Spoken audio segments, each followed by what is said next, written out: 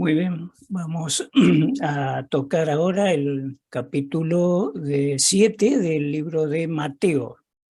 Abrimos entonces allí capítulo 7, donde nos vamos a encontrar en nuestras Biblias, por allí con aquellos títulos que aparecen, una subdivisión adecuada de 6 porciones, 6 lecciones, allí que nos muestra la Escritura, ¿no? Y en esa enseñanza en forma tan contundente que explicado por el mismo Señor, ¿no? Así que vamos leyendo de una porción y explicando algunas cosas. Dice así entonces, capítulo 7, versículo 1, no juzguéis para que no seáis juzgados, porque con el juicio con que juzgáis seréis juzgados, y con la medida con que medís os serás medido. ¿Y por qué miras la paja que está en el ojo de tu hermano y no echas de ver la viga que está en tu propio ojo? ¿Y cómo dirás a tu hermano, déjame sacar la paja de tu ojo, y he aquí la viga en el ojo tuyo? Hipócrita, saca primero la viga de tu propio ojo y entonces verás bien para sacar la paja del ojo de tu hermano. No deis lo santo a los perros, ni echéis vuestras perlas delante de los cerdos, no sea que los pisoteen y se vuelvan y os despedacen. Hasta aquí nomás entonces con la primera porción, y ciertamente tocando un tema bastante controvertido, ¿verdad? Juzgar. Y en un análisis así simple hacemos un repaso. Dice el versículo 1, no juzgar. Es enfático ahí, no juzgar. Versículo 2 dice que va a haber igual juicio en materia de juicio, o sea, como yo juzgo, seré juzgado yo. E incluso con la misma medida, ¿eh? Así que el mismo tenor, con que yo juzgo a los demás. El versículo 3 dice que, claro, en vista de los defectos que tienen los otros, los demás, versus los defectos que yo también tengo, de los cuales evidentemente no me estoy dando cuenta, por lo que en principio expresa ahí el pasaje. Versículo 4, corregir a los demás, versus corregirme a mí mismo. Aquel que intenta corregir y no se corrige a sí mismo, y lo cataloga muy fuertemente, hipócrita, ¿no? Quiere demostrar con palabras lo que no es verdadero en sí mismo.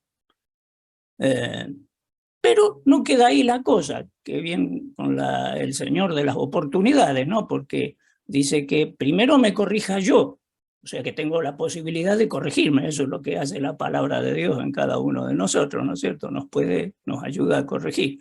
Y de esa manera puedo ayudar a que otro también se corrija. Y el versículo 6 concluye no dar a los santos, no dar lo santo, bueno, aquellos que están en una condición perversa, ¿no? Pecaminosa, desagradable, en fin. Pero no juzgar. Pero ¿cómo hacemos no juzgar si esa es una condición o una cualidad que tenemos todo ser humano? Juzgamos, vemos, oímos, razonamos y expresamos nuestro parecer. Juzgar, ¿no es cierto? Básicamente juzgamos entre lo que está bien o lo que está mal. El problema está cuando ese juicio, que si bien es una condición natural que define nuestra condición de ser humano, como estamos diciendo, es una cualidad que nos marca, cuando no viene de buena intención. Acá está poniendo el énfasis el Señor, porque quien más que el Señor sabe de que esto es una condición natural de cada uno. Y el Señor se ha dispuesto en todo el tiempo justamente a enseñarnos sus preceptos para que tengamos la capacidad de aplicarlo, ¿no es cierto?, en nuestra vida y en nuestra forma de ver, en nuestra visión, cómo ver las cosas. ¿Con qué juicio? Bueno, malo, positivo, negativo, etc. Pero, como insisto, el problema es cuando esto viene de un mal espíritu, ¿no es cierto?, de una mala intención. Entonces yo me fijo y ando buscando los detalles, las cosas que puedo destacar lo malo. Destaco lo malo y juzgo, no, eso está mal. Como si yo lo hago o no lo hago, es secundario. Yo miro, analizo y juzgo. Y no hay buenas intenciones en esto. Entonces el Señor, ¿qué está diciendo acá? Mire, ve que esto es así, se da cuenta, no juzgue. Bueno, listo. Entonces, ¿cuál es la solución al problema? No practico el juzgar, me cuido de no ejercer juicio alguno sobre los demás, ¿no es cierto? Y el asunto estaría resuelto. Pero eso es lo que quiere el Señor en el fondo de esta enseñanza. Mire, confrontemos esto que acabamos de leer y dar esta sencilla explicación con lo que un poquito, unas hojas más atrás, leemos en el profeta Zacarías. Zacarías capítulo 7, leemos acá.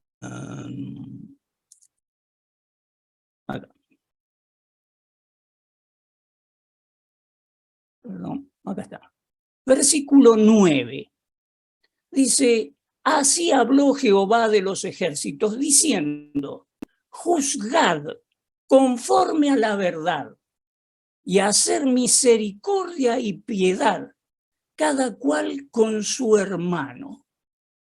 No oprimáis a la viuda, al huérfano, al extranjero, ni al pobre, ni ninguno piense mal en su corazón contra su hermano.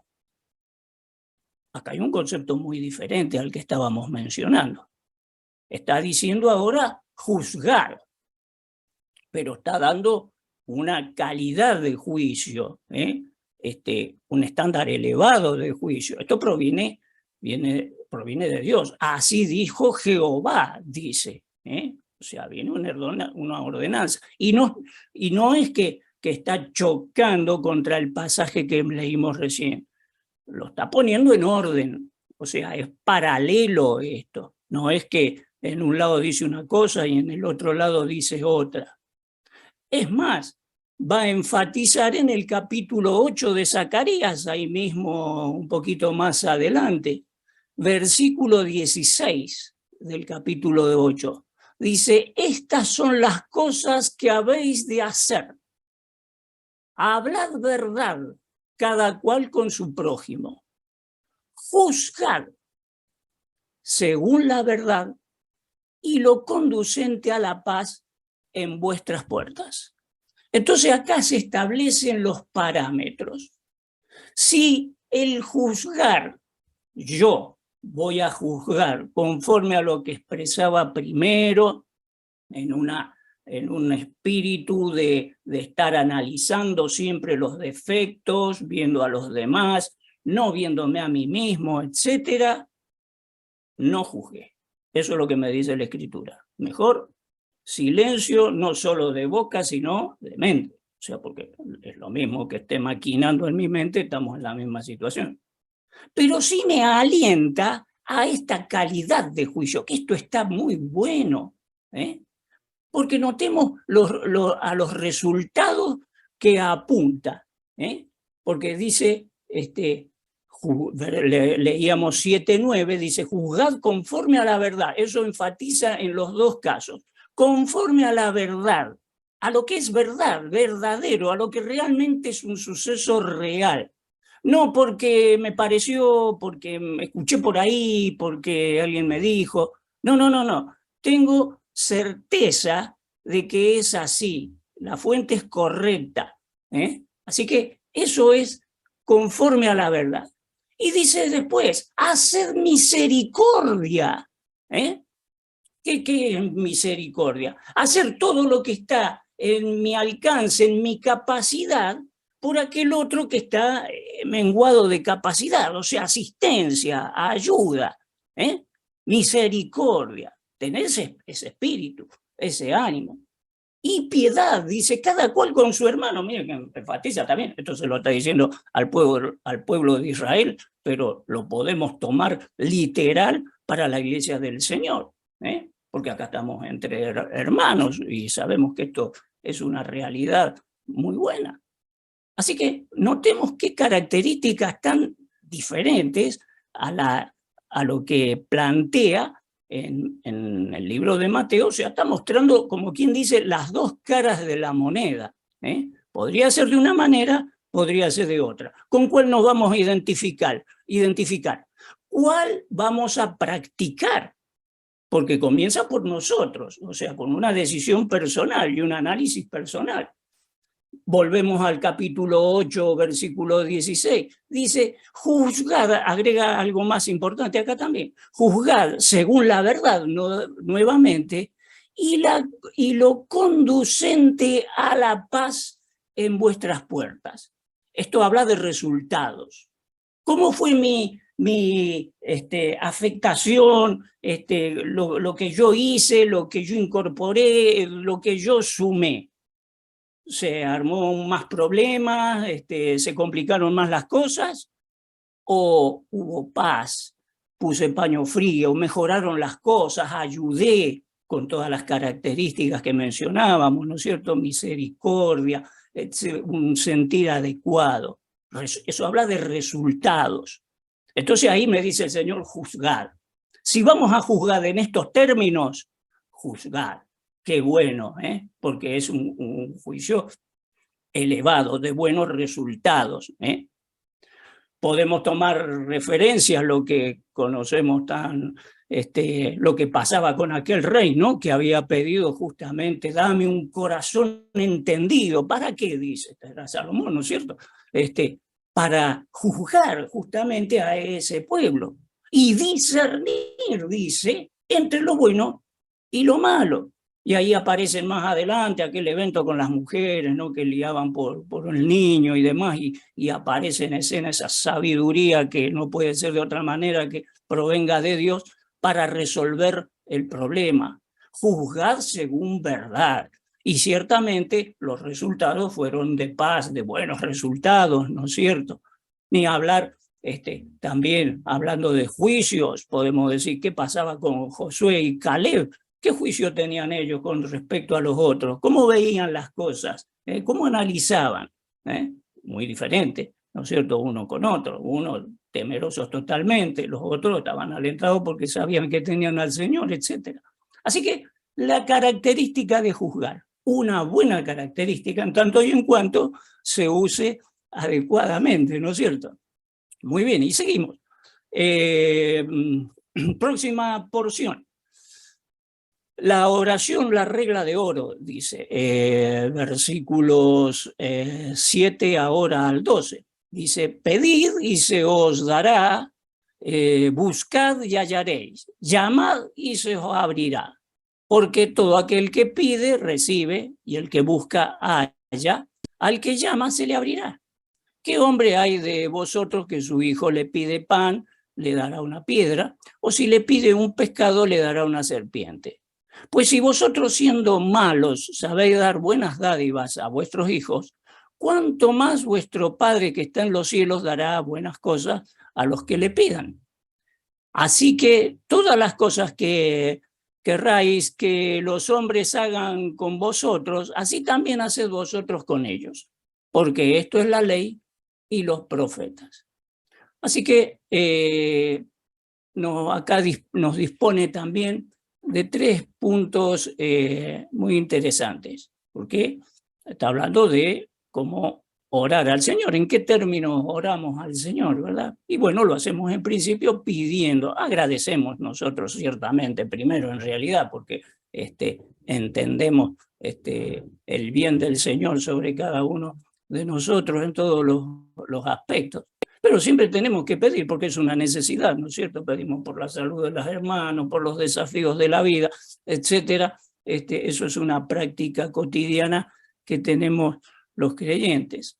Y llamar, es interesante ese punto, llamar. me dice, y se abrirá, como que se abrirá una puerta, claro, una puerta que estaba cerrada, se abre, que podría ser una puerta cerrada, un obstáculo, ¿no es cierto? Que necesitamos que se abra y el Señor mostrará allí. Y dice que, en conclusión, si ese pedido es con fe, por supuesto, se va a conceder, ¿no es cierto? Pedir, buscar, llamar, y será concedido. Luego del versículo 9 al 11, hace una comparación entre el hombre, posturas, ¿no es cierto?, y Dios. Porque dice, ¿qué padre, si le pide el hijo ciertas cosas, como dice ahí, pan, le va a dar una piedra, etcétera, etcétera, ¿no es cierto?, no le va a conceder lo que el hijo le pide? Y entonces, vos hace el ejemplo de lo que pasa con cualquier padre hacia su hijo, cuanto más a Dios Padre hacia sus hijos. Pero notemos qué interesante ejemplo que está dando el Señor. Porque claro, Él es el Padre, Padre sin igual, ¿no es cierto? Y el privilegio que tenemos nosotros de llamarnos hijos de Dios, con todo eso, con todo lo que eso implica.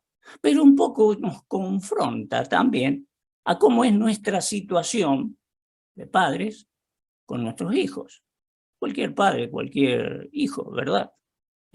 Porque allí aparece la relación filial, que no es de hecho igual a la relación que tiene el Señor con nosotros, por lo elevada de la relación del Señor y la defectuosa muchas veces que tenemos los padres acá terrenales con nuestros hijos, ¿verdad? Pero dice, ¿cómo harían ustedes? Si les vienen y les pide, ¿no es cierto?, un hijo, etcétera, todas estas cosas. Y estamos leyendo el versículo 11. Dice, pues si vosotros siendo malos saber dar buenas dádivas a vuestros hijos, ¿cuánto más vuestro Padre que está en los cielos dará buenas cosas a los que le pidan? Así que todas las cosas que queréis que los hombres hagan con vosotros, así también haced vosotros con ellos, porque esto es la ley y los profetas. Entonces notemos acá que ya nos saca de ese vínculo padre-hijo, porque es como que está diciendo, miren, vieron con esa devoción, con esa preocupación que ponen para asistir la necesidad de un hijo, ¿vieron? Nosotros, bueno, de esa misma manera que sea con los demás, no por el mero hecho de que sean hijos. Porque claro, no vamos a discutir, la relación filial es muy fuerte hacia los hijos y sabemos que eso mismo trae a veces malas consecuencias, si no las sabemos manejar. Pero más allá de eso, en un buen plano, digamos, del manejo de estas cosas, nos está confrontando con decir, miren, no solo atiendan las necesidades de la familia, sino también estemos atentos a las necesidades que puedan tener los demás, porque eso es el querer de Dios, y eso es lo que hace Dios, ¿no es cierto? O sea, nos da siempre el ejemplo sin igual en una disposición que tenemos que tener hacia el prójimo. Podríamos agregar algunos puntos más, como decir, ¿qué me gustaría que hagan por mí? Entonces, esto siempre confrontándome a mí mismo, ¿no es cierto?, en un cara a cara con nosotros mismos, porque es lo que yo debo hacer con los demás, como estamos diciendo. Ahora fíjense, ¿cómo me gustaría, vamos a poner unas preguntitas allí para reflexionar, ¿cómo me gustaría que me traten? ¿Cómo me gustaría que me hablen? ¿Cómo me gustaría que me respeten? ¿Cómo me gustaría que me ayuden? ¿Cómo me gustaría que me entiendan?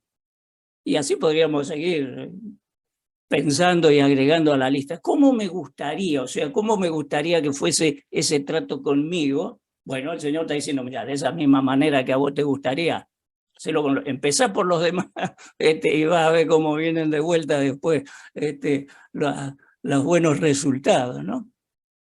Próxima porción, la puerta estrecha, dice, versículo 13 y 14. Puerta estrecha, puerta ancha. Dice, entrad por la puerta estrecha porque ancha es la puerta y espacioso el camino que lleva a la perdición y muchos son los que entran por ella. Porque estrecha es la puerta y angosto el camino que lleva a la vida y pocos son los que la hallan. Y esta es una realidad que todos conocemos, ¿no es cierto? Esa puerta estrecha, significada acá, ¿no es cierto?, en la expresión como que la que lleva en el camino que lleva al Señor, y donde ciertamente uno ve en los tiempos que vivimos cada vez se hace más dificultoso que las personas, no por la estrechura de la puerta, sino por sus razonamientos estrechos, no quieren entrar, ¿no es cierto? Y sí, van a la puerta ancha, como dice la expresión, ¿no? A la perdición y a todas las costumbres y cosas que se manejan en la sociedad que llevan a la perdición, ¿no? Inmoralidad, vicios y cuantas cosas que conocemos. Pero en medio de esto yo pensaba, digo, qué privilegio tenemos, ¿no? Porque si hay una difusión, una propaganda, de la puerta ancha, y está por todas partes, ¿no es cierto? En todos los medios, personas, etcétera, ¿no es cierto? Eso lo escuchamos con facilidad por todas partes. No se escucha con facilidad y por todas partes el mensaje del Evangelio, que es el camino que hay que pasar por la puerta estrecha. Pero no importa. Nosotros estamos en el privilegio de expresar, difundir el camino de la puerta estrecha que lleva a la vida y que el Señor nos ayude a poder cada vez más trabajar en pos de esto, que es lo que hacemos en la Iglesia del Señor, ¿no es cierto? En las distintas áreas, los distintos frentes que tiene la Iglesia, pero necesitamos cada vez más ayuda, porque justamente él y los que manejan todo este sistema de puerta ancha, bueno, están siempre innovando y haciendo cosas nuevas para engañar, ¿no es cierto?, para hacer perder a las personas. Nos somos llamados nosotros también a tener un espíritu de innovación también, ¿no?, para irnos adecuando a todos estos avances y poder de esta manera combatir de una manera más efectiva. Próximo pasaje entonces, vamos. Por los frutos lo conoceréis, dice, ¿no? Versículos 15 al 20. Guardaos de los falsos profetas que vienen a vosotros con vestidos de ovejas, pero por dentro son lobos rapaces. Por sus frutos lo conoceréis. ¿Acaso se recogen uva de los espinos o higos de los abrojos? Así todo buen árbol da buenos frutos, pero el árbol malo da frutos malos. No puede el árbol dar malos frutos, no puede el buen árbol dar malos frutos, ni el árbol malo dar frutos buenos. Todo árbol que no da buen fruto es cortado y echado en el fuego. Así que por sus frutos lo conoceréis. Y bueno, ya habla de profetas. Sabemos que vamos allí al tiempo de los reyes, y bueno, estaban allí los profetas y ciertamente estaban los verdaderos, estaban los falsos, y habían muchos, por cierto, y causaban sus buenos inconvenientes, ¿no es cierto? Hoy día no hablamos de profetas porque las profecías ya fueron escritas, están allí, y están los servidores que llevan el mensaje, eso sí, los evangelistas, allí estamos nosotros, ¿no es cierto?, para llevar el mensaje de la palabra. Pero, claro, la referencia está en aquellos antiguos en principio que eran buenos o eran malos, porque su mensaje era personal y no era el mensaje de Dios.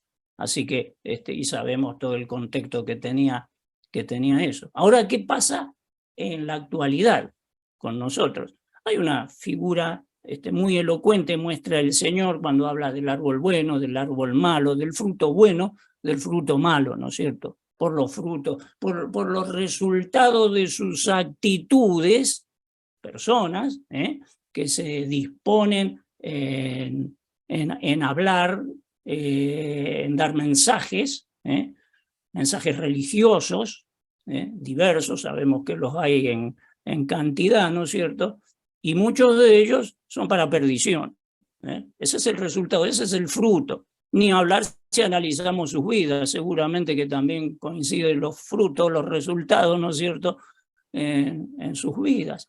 Así que esto sería una forma de identificar cuáles son los resultados de lo que están expresando y dando.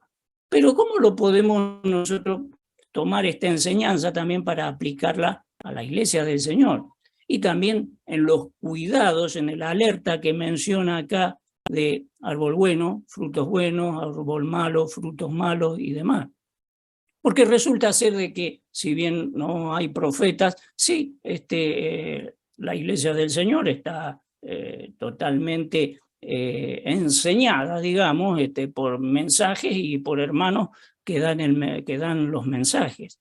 Pero tenemos que tener un cuidado, porque lamentablemente por allí se pueden escuchar mensajes que no son correctos.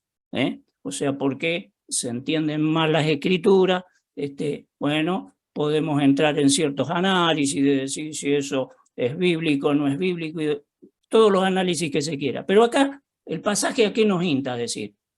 Pues está a prueba. Pongamos a prueba. ¿Cómo es lo que se está refiriendo? ¿Qué fruto da? ¿Da buenos frutos o malos frutos?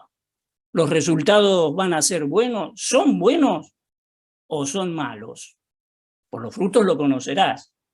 Así que, y tenemos que tener cuidado. Yo no digo esto, estoy poniendo miedos acá, ahora vamos a tener cuidado con todo mensaje de los hermanos, porque los hermanos son respetables, al menos en el marco de las iglesias nuestras, como decimos, totalmente respetables. Pero se escucha. Podemos prender la radio, podemos tener mensajes personales con hermanos con los cuales compartimos, etcétera, consejos, y bueno, los resultados van a dar la característica, ¿no? Buenos o malos. Así que el Señor nos pone también en alerta con esto. Ahora sí, dice, nunca os conocí, lo que sigue adelante, 21 al 23, dice, no todo el que me dice, Señor, Señor, entrará en el reino de los cielos, sino el que hace la voluntad de mi Padre que está en los cielos. Muchos me dirán en aquel día, Señor, Señor, no profetizamos en tu nombre, y en tu nombre echamos fuera demonios, y en tu nombre hicimos muchos milagros, y entonces les declararé, nunca os conocía, apartados de mí, hacedores de maldad. Tiene una relación directa con lo que expresaba en la porción anterior, ¿no es cierto? Aquellos que parecían ser creyentes, ser del Señor, profetizaban y hacían cuantas cosas que pueden, seguramente que están en actividad también en nuestros tiempos, dando malos consejos, distorsionando el evangelio de la salvación con cosas extrañas que al último llevan a la perdición, no a la salvación de las personas. Así que serán juzgados por el Señor y estos serán los resultados, apartados de mí, hacedores de maldad, etcétera, como menciona.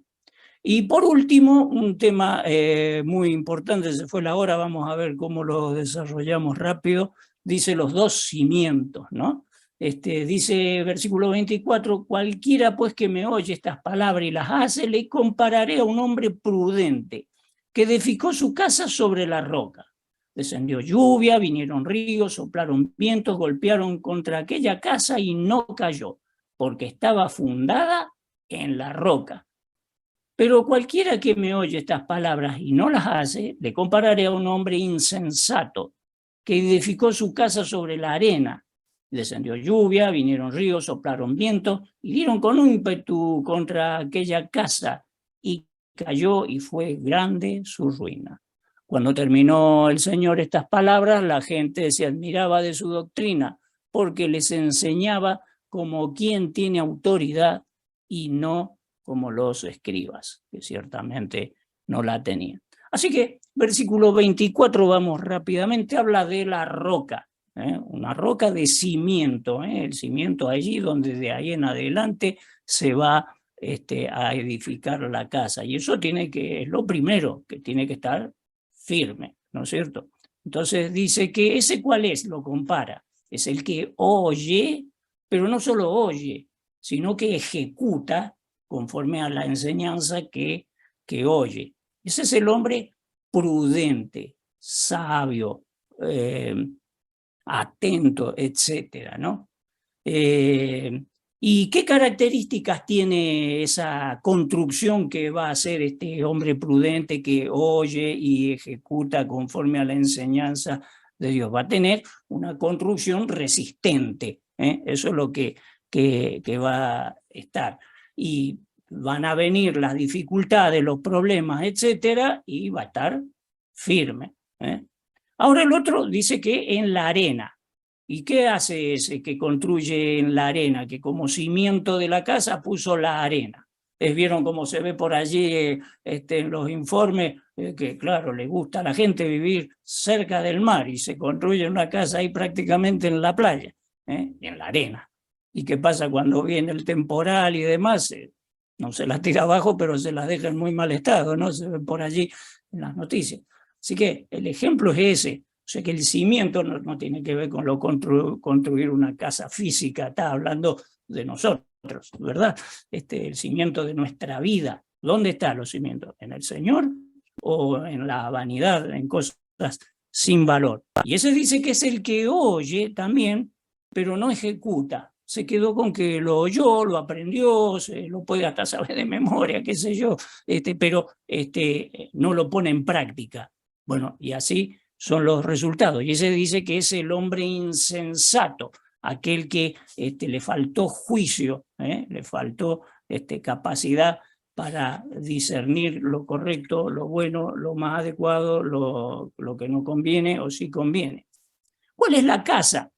La casa somos, en principio, somos nosotros mismos, ¿verdad? Esa es la casa, nuestra vida, sobre qué está forjada, cimentada, como dice, en el Señor, la roca del Señor, y en su consejo, en su palabra, ¿no? Es uno mismo. Pero también puede ser la familia de la cual formamos parte, nuestra familia, allí, nuestros hijos, esposos, esposas, etc. La casa también es la iglesia, Entonces, y ahí, en todos esos lugares, primero personalmente y después formando parte, afectamos. Entonces, esa afectación que es de seguro, afectamos, afectamos positivamente, afectamos negativamente, afectamos con solidez, afectamos con fortaleza, según los cimientos, o la afectación no es tan así.